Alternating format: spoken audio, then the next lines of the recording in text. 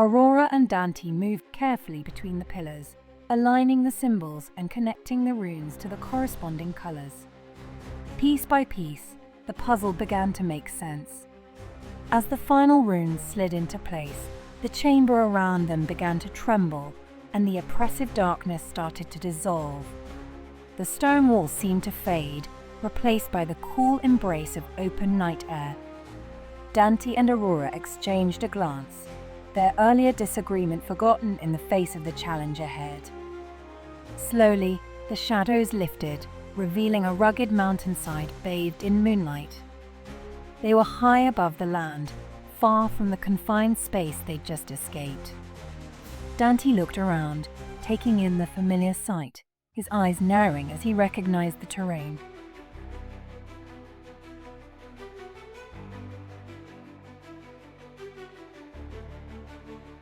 I know this place. We're in Ventus territory.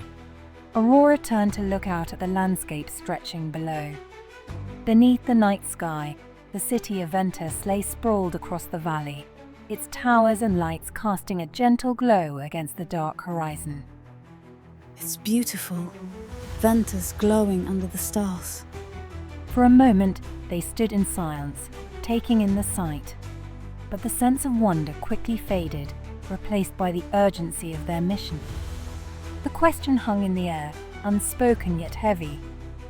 Had their arrival in Ventus territory been more than coincidence? Do you think someone from Ventus could be behind the Phoenix's disappearance? It's starting to look that way, and if we want answers, we need to speak with the Whistler. The Whistler? Who's that? A contact I have in Ventus. He's, let's say, well-informed.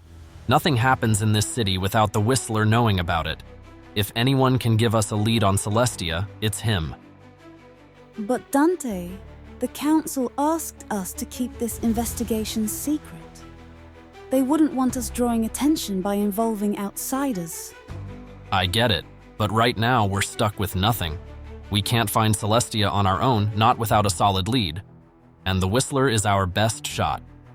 Aurora's gaze softened, though her uncertainty was clear. She understood his point, but the risk of exposing their mission gnawed at her. All right. But how do we find him? The Whistler's a wanderer. No one really knows where he'll be, but there's a way to summon him. There's a statue in the center of the city. If you recite the right incantation in front of it, he shows up. Somehow, he always knows. And he just appears? Exactly. Trust me, if he's in the area, he'll come. With their plan set, Dante and Aurora began the descent down the mountain, moving carefully under the cover of night. The city lights guided them, casting shadows across the rocky path. As they neared the heart of Ventus, the cool, windswept air filled with a sense of stone and sea, a stark reminder that they were deep in Ventus territory. At last, they reached the center of the city, standing before a tall statue, its silhouette dark against the starlit sky. Dante stepped forward, his eyes narrowing as he prepared to recite the incantation.